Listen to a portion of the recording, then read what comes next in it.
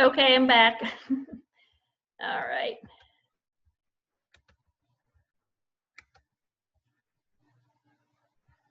All right, I'm going to go ahead and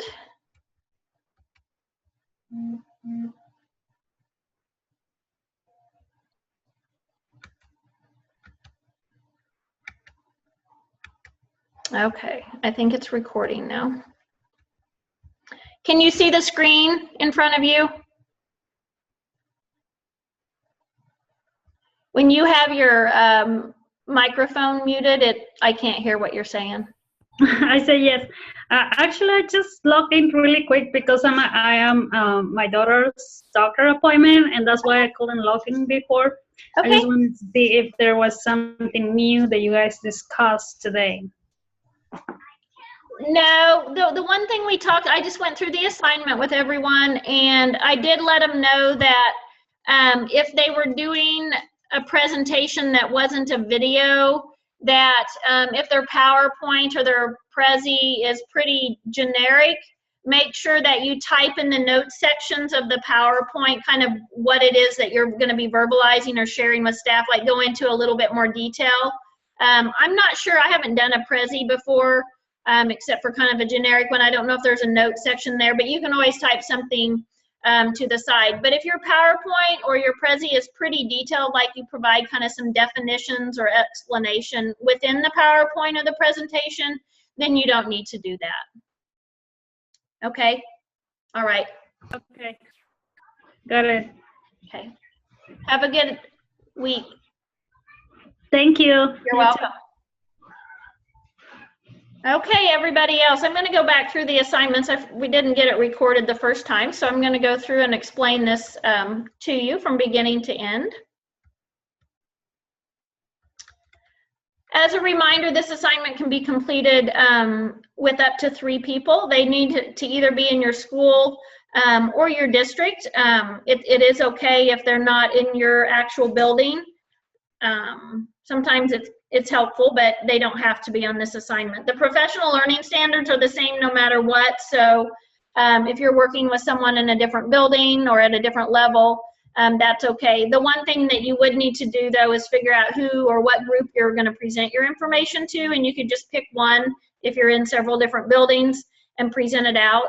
I would encourage you, though, at some point to share it with your own staff, maybe at the beginning of the year at a time that's convenient where you can have maybe 10 minutes at a faculty meeting or at a PLC at your building, etc. As far as the assignment itself, there are some bulleted tasks that you'll want to go through. There's just some readings, videos, and websites you'll want to visit and go through this week. The first one is reading the new standards put in the spotlight from the Learning Forward Kansas newsletter, and review the information in the professional standards PowerPoint. And those are both below in your handouts that are down at the very bottom. The next thing you'll want to do is learn about each professional learning standard at the following link. So just click there and you can visit that site, and there are some embedded videos about each standard included there. You can go to the Learning Forward link here and watch the video by Stephanie Hirsch, and she does provide a really nice overview of the standard, so that might give you an idea of what type of information you might want to share with your staff or your peers, whether it's a small group or your whole building. Visit this website called the Sticky Standards. Again, there's just more information there about those. Note that those are adopted in Kansas. The podcasts located in the overview section are very informative. Read the Professional Learning Standards Quick Reference Guide. That's down here in the one of your handouts. Review the new draft KSDE rubrics that will be part of the new district accreditation system in Kansas if they are approved. That is what will be replacing our current QPA, Quality Performance Accreditation System. The one thing that we want you to do on this assignment, it doesn't necessarily have to be part of your presentation, but just awareness that if the Kansas board approves the accreditation model, professional learning is embedded in each of the 4 rubrics. It just tells you a little bit about the things that Kansas districts are going to be accredited by. It looks a little bit different than it does now, so just really good and interesting information to get familiar with. Then your assignment is just using those resources that you got familiar with.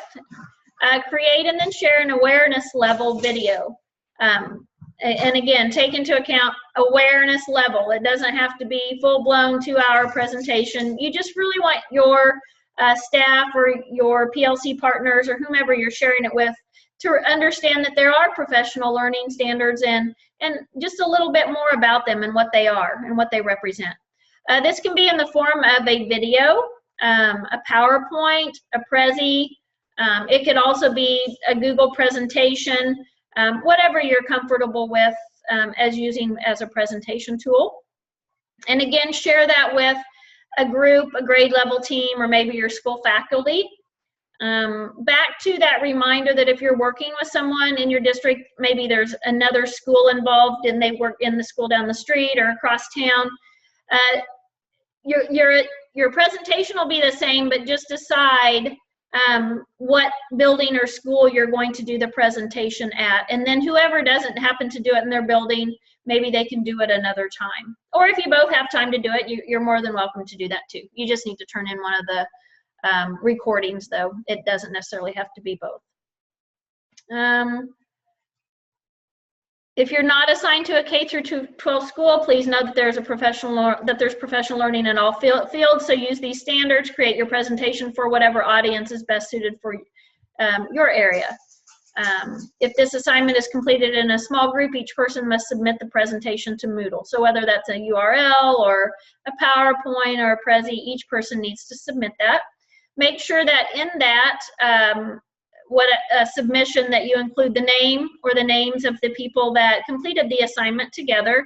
Who's the audience? Who did you present to? Maybe a group of 3rd grade teachers, 3-5 staff, elementary staff. And then the date of the presentation needs to be in the title somewhere as well.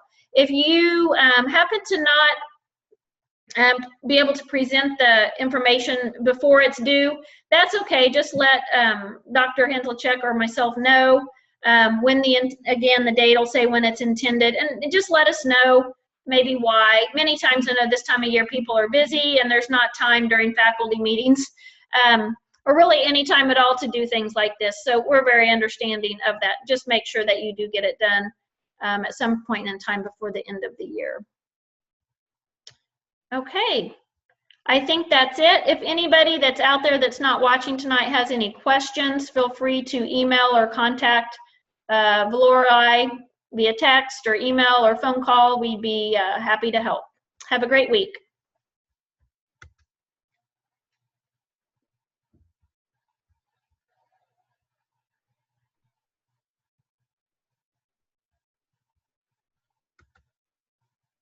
Okay.